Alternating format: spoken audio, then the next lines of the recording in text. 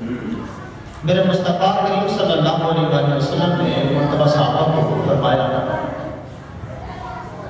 اے صحابہ، گزر رہے تھے تو ایک بکری دیکھی، وہ مردہ تھی۔ میرے مصطفیٰ کریم صلی اللہ علیہ وسلم نے فرمایا، میرے صحابہ، اس بکری کی کوئی حکت ہے؟ گھر والوں کے نزدیک کوئی قدر ہے؟ صحابہ نے عرض کی، یا رسول اللہ، یہ بیکار ہے۔ میرے مصطفیٰ کریم صلی اللہ علیہ وسلم نے فرمایا کہ لوگوں میں تمہیں ایک بات بتاؤں۔ جی یا رسول اللہ بتاؤ۔ فرمایا، جس طرح گھر والوں کے ہاں یہ بکری بیکار ہے، فضول ہے، رب العالمین کے ہاں اسی طرح دنیا بیکار اور فضول ہے۔ جس طرح اس بکری کی کوئی قیمت نہیں گھر والوں کے ہاں، بیکار ہے، فضول ہے، اسی طرح رب کے ہاں دنیا کی کوئی حکمت نہیں ہے، بیکار ہے، فضول ہے۔ پھر میرے مصطفیٰ نے فرمایا، میرے صحابہ، اگر اللہ کے ہاں اس دنیا کی قدر ایک مچھر کے پر کے برابر ہوتی، اللہ پاک کسی کافر کو ایک مٹھ پانی بھی نہ دیتا ہے۔ جس کے پیچھے آپ اور میں، فرمایا پر کے برابر ہے، اس کے برابر بھی نہیں ہے، بلکہ ایک روایت میں تو آتا ہے، آقا علیہ السلام نے فرمایا، اللہ نے جن پہ سب سے زیادہ غضب کیا، جو سب سے زیادہ مقبوض چیز ہے، وہ اور کوئی نہیں، وہ دنیا ہے۔ اس لیے کہ جب سے اللہ نے اس کو بنایا ہے، جب سے بنایا ہے، میرے اللہ نے اس کو ایک مرتبہ بھی نہیں دیکھا۔ سب سے زیادہ غضب والی جو دنیا ہے، جس کے پیچھے آپ اپنا نام کرتے ہیں۔ پھر میرے مصطفیٰ کے غلاموں، میرے کریم آقا علیہ السلام نے فرمایا کہ لوگوں، جس بندے نے صبح اس حال میں کی کہ اس کو فکر دنیا کی ہوئی، ہم میں سے اکثر لوگ ہیں، سوتے ہیں تو فکر دنیا کی، جاگتے ہیں تو فکر دنیا کی۔ فرمایا، جس نے اس حال میں صبح کی، اس کو فکر صرف دنیا کی تھی۔ فرمایا، پھر وہ امید نہ رکھیں کہ رب کی طرف سے خیر و برکت نازل ہوگی، رب کی برکتوں سے اٹھ جائے۔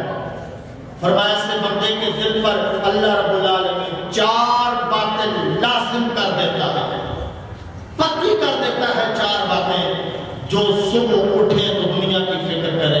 میرے مصطفیٰ کریم صلی اللہ علیہ وسلم نے فرمایا، سب سے جو پہلی بات ہے وہ یہ، اللہ اس کو ایسا غم دیتا ہے کہ وہ غم کبھی اس سے جدا نہیں ہوتا۔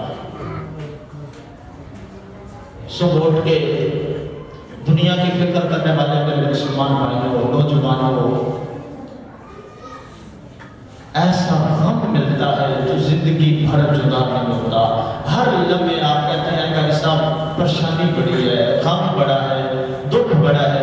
میرے مصطفیٰ کا فرمان کبھی جھوٹا نہیں ہو سکتا۔ فرمایا، مرتے دم تک اس کو غم رہے گا، اس لیے کہ اس نے صبح کیا تو اس کو دنیا کی فکر۔ اب ہم نے دیکھنا ہے، ہم میں سے کون کون ہے جو صبح کرتا ہے دنیا کی فکر نہیں ہوتی۔ دنیا کی فکر کا مسئلہ یہ ہے کہ یہ نہیں ہے کہ وہ سوچتا ہے دنیا کی فکر یہ ہے کہ صبح اٹھا ہے، نہ اس نے اچھی طرح وضو کیا ہے، نہ اس نے منہ دھویا ہے، نہ ہاتھ دھویا ہے، نہ پیر دھویا ہے، نہ اس نے قرآن کھولا ہے، نہ اس نے حدیث پڑھی ہے، نہ رب کے حضور سجدہ کیا ہے، بس اٹھا ہے، اپنی دنیا میں مشغول ہو گیا کہ میں نے کہاں جانا ہے، کیا کمانا ہے، واپس کیا کما کے لانا ہے۔ فجر کی نماز کا کوئی اس کے ہاں تصور ہی نہیں ہے، کنسپٹ ہی نہیں ہے۔ فرمایا، ساری زندگی غم میں گزرے گی، دنیا مل جائے گی لیکن ساری زندگی غم اس سے جدا نہیں ہوگا۔ پہلی چیز جو اللہ اس کے دل میں مسلط کر دیتا ہے وہ یہ ہے۔ فرمایا، دوسری چیز فرمایا، اللہ اس کو ایسا مصروف کرتا ہے کہ زندگی میں اسے کبھی فرصت نہیں ملتی۔ اس کو جب دیکھو گے وہ کہے گا کہ صاحب بڑا بیزی ہوں، آپ کو پتہ ہے معاملات اس طرح کے، اب کاروبار ایسے ہو گیا، اب یہ معاملہ ایسے ہو گیا، یہ ہو گیا، وہ ہو گیا، فلاں بیمار ہو گیا، فلاں مر گیا، فلاں کی شادی ہے، فلاں بیٹا وہاں جا رہا ہے۔ وہ ہر وقت مصروف رہتا ہے، مصروفیت سے فارغ نہیں ہوتا۔ یہ 2 باتیں ہوئی، یہ میرے مصطفیٰ کا فرمان ہے۔ اس کو کبھی ٹائم ہی نہیں ملتا، ہر وقت وہ مصروف رہتا ہے۔ ہاں، نماز کے لیے بھی آئے گا تو اس کے پاس ٹائم نہیں ہوگا، وہ مصروف ہے۔ کیوں مصروف ہے؟ اس لیے کہ اس کے دل پہ مصروفیت کی وہ رب العالمین نے لگا دی۔ وہ آئے گا، نماز پڑھے گا، اکثر ایسے ہوں گے جو نماز بھی پوری نہیں پڑھتے دوڑ جاتے ہیں. کیوں؟ اس لیے کہ وہ مہر لگی ہے بھائی، اس کے پاس ٹائم ہی نہیں ہے. وہ قاری صاحب بارے رکھتے 14 رکھتے کون پڑھے، میرے پاس تو ٹائم ہی نہیں ہے، میں مصروف پڑھا. اور بھائی تو نے تو مصروف ہونا ہے، رب نے مہر لگا دی ہے. ساری زندگی مصروف رہے گا، مرے گا تو اس وقت وہ بیچارہ مصروف ہوگا. یہ چیزیں ہم نے دیکھنی ہیں کس کس میں پائی جاتی ہیں. کس کے پاس وقت ہے، کس کے پاس وقت نہیں ہے، کس کے پاس فرصت ہے، کس کے پاس فرصت نہیں ہے. ایک لمحہ بھی جس بندے کو نہیں ملتا. یار جلدی آیا کرو جمعہ پڑھنے کے لیے. او قاری صاحب تم جمعہ کی جلدی کرتے ہو، آپ کو پتہ تو ہے میں ادھر ہوتا ہوں، جاب کرتا ہوں، وہ ہے یہ ہے، میرے پاس ٹائم نہیں ہے، میرے پاس فرصت نہیں ہے. بھائی کیوں نہیں فرصت، دیکھ تو صحیح. یہ پیچھے 4 چیزیں ہیں، میرے مصطفیٰ کا فرمان حق ہے، اس میں کوئی شک نہیں. اس کے پاس وقت نہیں ہے، وہ مصروف ہوگا، ہر وقت مصروف رہے گا، بڑی مشکل سے ٹائم نکالے گا. اللہ تو اللہ رہا، اس کے پاس بچوں کے لیے ٹائم نہیں ہے، وہ اللہ پاک اس سے ٹائم سلب کر لیتا ہے. تیسری چیز فرمایا، تیسری یہ ہے کہ اللہ رب العالمین ساری زندگی اس کو فکر و فاقہ میں مبتلا رکھے گا، کبھی اس کو استغنا حاصل نہیں ہوگا. ساری زندگی وہ کمانے کی صورت میں ہو کہ میرے پاس آئے آئے آئے، اس کے پاس عنایت نہیں ہے، غنی نہیں ہے. یہ نہیں کہ اللہ کی راہ میں لٹا دے، نہیں، اس کے پاس مال ہی نہیں ہے، وہ بیچارہ ساری زندگی فقیر بن کے رہتا ہے. اور چوتھی میرے مصطفیٰ نے فرمایا اللہ اس کے دل پہ یہ بات مسلط لازم کر دیتا ہے کہ اس کی امیدیں بڑی ہوتی ہیں لیکن کوئی امید پوری نہیں ہوتی. کتنی باتیں؟ 4. میرے آقا علیہ السلام کے غلام اور آپ نے فرمایا کہ ہم میں کوئی ایسی بات تو نہیں ہے، یہ دنیا جس کے پیچھے ہم مارے پھرتے ہیں، اس کے بارے میں یہ ساری چیزیں کیوں نہیں ہوتی. اب سنیں، مسجد میں آیا تو مسجد میں اس کا دل کیوں نہیں لگا، وہ پیچھے دنیا کے لیے کیوں دوڑ رہا ہے، وجہ کیا ہے. حضرت شیخ ابو الحسن شاذلی رحمۃ اللہ علیہ فرماتے ہیں کہ لوگوں، یہ جو دنیا ہے، مال ہے، منال ہے، یہ دنیا شیطان کی بیٹی ہے. کس کی بیٹی ہے؟ بولو کس کی؟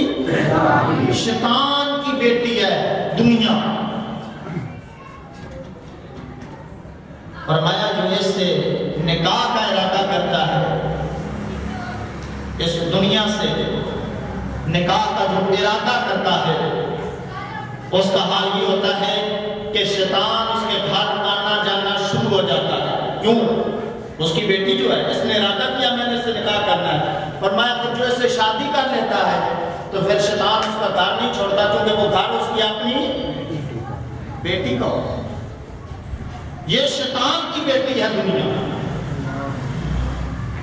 جو بھی اس سے نکاح کرے گا شیطان اس کے گھر آ جائے گا، شیطان اس کے گھر میں ڈیرا ڈال دے گا. اس کو نکال نہیں سکتے شیطان کو. کیوں؟ آپ نے اس کی بیٹی کو گھر رکھا ہوا ہے، اپنے سسر کو نکالیں گے؟ نہیں نکل سکتا بھائی، وہ اپنے گھر آیا، اس کی اپنی بیٹی اس گھر میں ہے. آگے پھر مفسرین اس کی جب تفسیر بیان کرتے ہیں، صوفیاء اس قول کو جب واضح کرتے ہیں تو وہ کیا فرماتے ہیں؟ کہتے ہیں کہ اس سے نکاح کا ارادہ کرنا، اس کا مطلب یہ ہے کہ دنیا کا ارادہ کرنا ہے، اس کو نکاح میں لانا، اس سے شادی کرنا. اس کا مطلب یہ ہے کہ دنیا کو گھر میں جمع کر لینا، دنیا کو گھر سے نہ نکالنا. جو بندہ دنیا کو گھر میں جمع کر لیتا ہے، گھر سے نکالتا نہیں ہے، یوں سمجھو اس نے شیطان کی بیٹی سے نکاح کر لیا. ورنہ یہ آئے، حضرت عثمان غنی بھی تو مالدار تھے، ان کے پاس بھی تو مال تھا. ابو بکر صدیق کون سے غریب تھے؟ امام حسین کون سے غریب تھے؟ زین العابدین کون سے غریب تھے؟ مولا علی غریب تھے؟ نہیں غریب تھے. دنیا تھی، لیکن دنیا سے انہوں نے نکاح نہیں کیا تھا. دنیا آتی بھی تھی، جاتی بھی تھی. کہتے تھے آئے تو بھی ٹھیک ہے، جائے تو بھی کوئی کام نہیں. ہمارا حال یہ ہے کہ آئے جائے نا. میرے مصطفیٰ کے غلاموں، حضرت سیدنا عمر فاروق رضی اللہ تعالیٰ عنہ کا دور ہے. بتا رہا ہوں کہ ان کے پاس کیا حال تھا، دنیا کو کس طرح دیکھتے تھے، ہم کس طرح دیکھتے ہیں. حضرت سیدنا عمر فاروق رضی اللہ تعالیٰ عنہ حضرت سعید بن عامر کو کسی صوبے کا گورنر بنا دیا. جب گورنر بنا دیا تو عمر فاروق رضی اللہ تعالیٰ عنہ کا طریقہ کار تھا، کسی کو جب گورنر بناتے تھے نا اس کے پیچھے جا کے دیکھتے تھے کہ اپنی ڈیوٹی صحیح سر انجام دے رہے ہیں یا نہیں سر انجام دے رہے.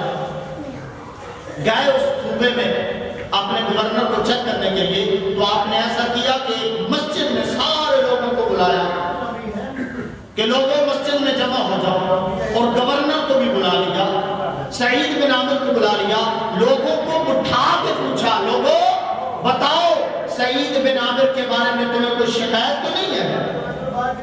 یہ ڈیوٹی اپنی سر انجام دے رہا ہے یا نہیں دے رہا؟ تمہیں پریشانی تو نہیں ہے لائق اس کی وجہ سے؟ یہ تمہیں تنگ تو نہیں کرتا؟ کوئی شکایت ہے تو بتاؤ اس کے بارے میں. اب سعید بن عامر بھی بیٹھے ہیں تو لوگ بھی بیٹھے ہیں. لوگوں نے کہا ہمیں اس سے 4 شکایتیں ہیں. کتنی؟ 4. کون ہے؟ گورنر. کون ہے؟ گورنر سے 4 شکایتیں ہیں. سنو، گورنر سے 4 شکایتیں ہیں. گورنر آپ ہمارے بھی ہیں. اس گورنر کی 4 شکایتیں سنو. کہا پہلی شکایت یہ ہے کہ فجر کی نماز پڑھتے ہیں، چلے جاتے ہیں، پھر 9 بجے تک ہمیں یہ وقت نہیں دیتے. فجر سے لے کر 9-10 بجے تک یہ پتہ نہیں کہاں غائب رہتے ہیں، یہ ڈیوٹی سر انجام نہیں دیتے. فجر سے لے کر 9 بجے تک یہ غائب رہتے ہیں. آپ نے فرمایا دوسری. کہا دوسری شکایت یہ ہے کہ ہفتے میں 1 مرتبہ یہ چھٹی کرتے ہیں. ہفتے میں 1 مرتبہ پورا دن غائب رہتا ہے. کہا تیسری شکایت کیا ہے؟ لوگوں نے کہا حضور تیسری شکایت یہ ہے کہ دن کو ملاقات کا موقع دیتے ہیں، رات کو نہیں ملتے ہیں. گورنر کی شکایتیں ہیں. اور چوتھی شکایت کیا ہے؟ کہا چوتھی شکایت یہ ہے کہ جس وقت یہ کبھی کبھی رونا شروع کر دیتے ہیں تو اتنا روتے ہیں کہ یہ بے ہوش ہو جاتے ہیں. رو کے بے ہوش ہو جاتے ہیں، وہ خبر ہی نہیں ہے. آپ نے ایسا گورنر بنایا کہ مجنون ہمیں دے دیا جو آپ نے گورنر بنایا، اس کی کیا حالت ہے؟ یہ 4. آپ نے حضرت سعید بن عامر سے پوچھا یہ 4 شکایتیں ہیں. حضرت سعید بن عامر نے کہا تھا حضور بہتر یہ تھا کہ یہ راز نہ کھلتا، لیکن آج کھل گیا ہے تو پھر سن. کہا پہلی شکایت جو ہے کہ یہ فجر کی نماز کے بعد آتے ہیں 9-10 بجے تک ہمیں ٹائم نہیں دیتے. تو کہا اس کی وجہ یہ ہے کہ میری بیگم بیمار ہے، ساری زندگی اس نے میرے لیے وقف کر دی، اب وہ بیچاری معذور ہے، کام نہیں کر سکتی. میں صبح نماز کے بعد جاتا ہوں، خود ہی ناشتہ بناتا ہوں، ان کو بھی کھلاتا ہوں، خود بھی کھاتا ہوں، اور برتن دھوتا ہوں، گھر کی صفائی کرتا ہوں، تو مجھے 9-10 بج جاتے ہیں، اس لیے 9 بجے تک میں ان کو ٹائم نہیں دے سکتا. گورنر کی بات بتا. کہا حضور دوسری شکایت. کہا ہفتے میں 1 دن یہ چھٹی کرتے ہیں. تو کہا اس کی وجہ یہ ہے کہ یہ جو میں نے کپڑا تن کے اوپر پہنا ہوا ہے، میرے پاس یہ ایک ہی لباس ہے، اس کے علاوہ میرے پاس کوئی لباس نہیں ہے.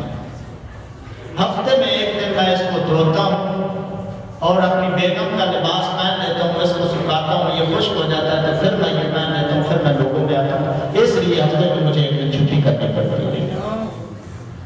کہا تیسری شکایت یہ ہے کہ یہ رات کو ٹائم نہیں دیتے، دن کو دیتے ہیں. کہا اے عمر میں نے لوگوں کے لیے رکھا ہے، رات میں اپنے رب العالمین کے لیے رکھی.